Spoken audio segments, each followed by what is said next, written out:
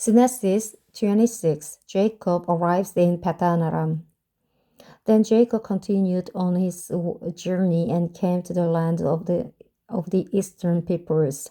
There he saw a well in the open country with 3 flocks of sheep lying near it, because the flocks were watered from that well.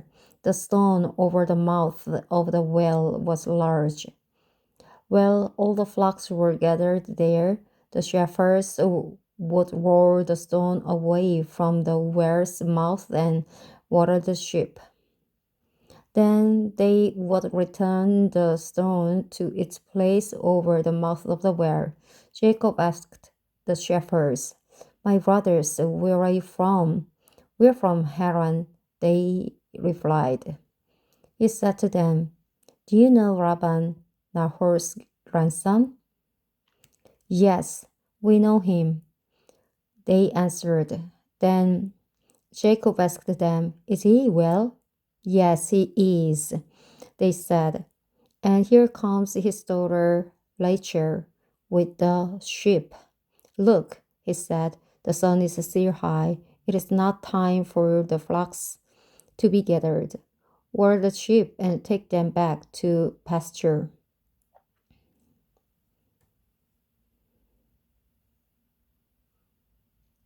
"We can't," they replied, "until all the flocks are gathered and the stone has been rolled away from the mouth of the well.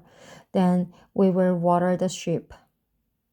While he was still talking with them, Rachel came with her father's sheep, for she was a shepherd. When Jacob saw Rachel, daughter of his uncle Laban, and Laban's sheep, he went over and rolled the stone away from the mouth of the well and watered his uncle's sheep.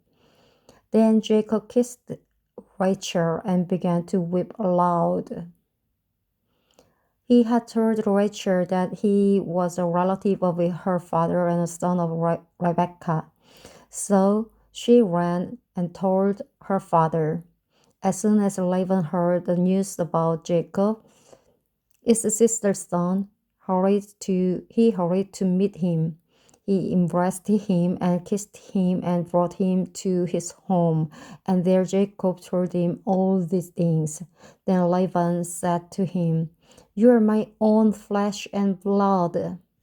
Jacob marries Leah and Rachel. After Jacob had stayed with him for a month, for a whole month, Laban said to him, "Just because you're a relative of mine, should you work for me for nothing? Tell me what your wages should be."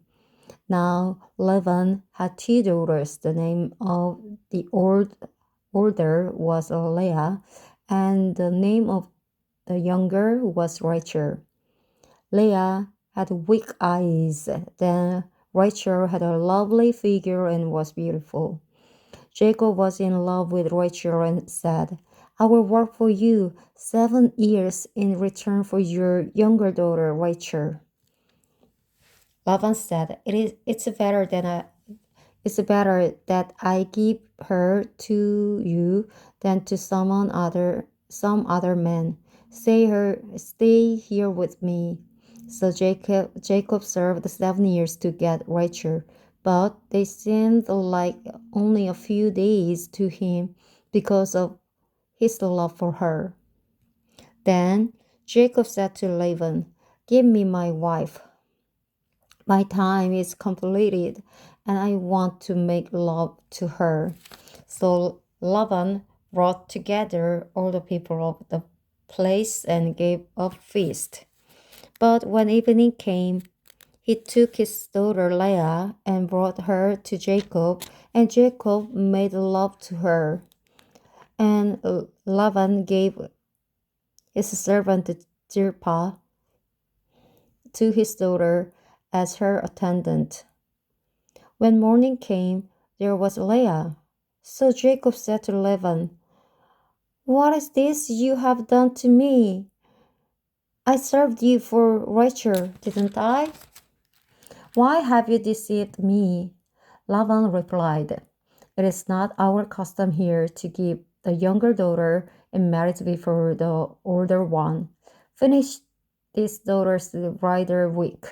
Then we will give you the younger one also in return for another 7 years of work. And Jacob did so.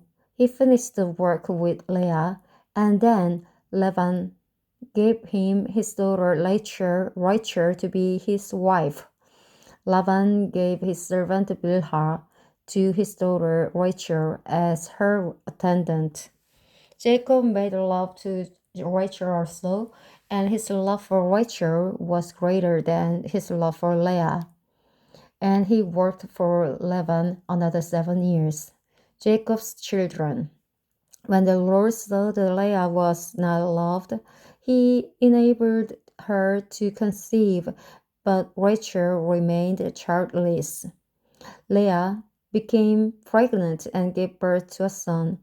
She named him Reuben, for she said, it is because the Lord has seen my misery. Surely my husband will love me now.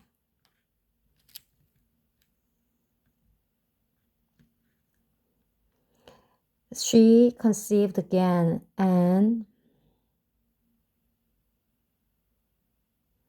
when she gave birth to a son, she said, because the Lord heard that I am not loved, he gave me this one too. So she named him Simon. Again, she conceived, and when she gave birth to a son, she said, now at last my husband will become attached to me, because I have borne him 3 sons. So he was named Levi. She conceived again, and when she gave birth to a son, she said, this time I will praise the Lord. So she named him Judah. Then she stopped having children.